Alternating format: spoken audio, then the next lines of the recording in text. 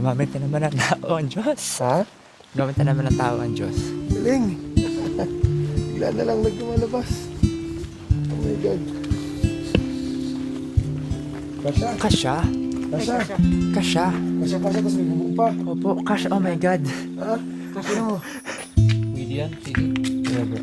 Ano, ikarga ko nga. Sige po, game na po. Okay. Alright, so awa ng Diyos. Tulog na naman ang Solid, no? Out of nowhere. Out of nowhere. Napakita ko lang yung bag. Gamit namin. Tapos biglang, boom. Yun na!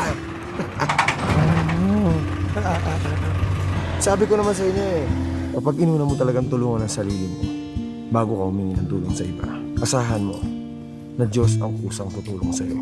Dahil nakikita niya na hindi ka palaasa sa iba, hindi ka nakatungang at nag-aantay na lang ng biyaya.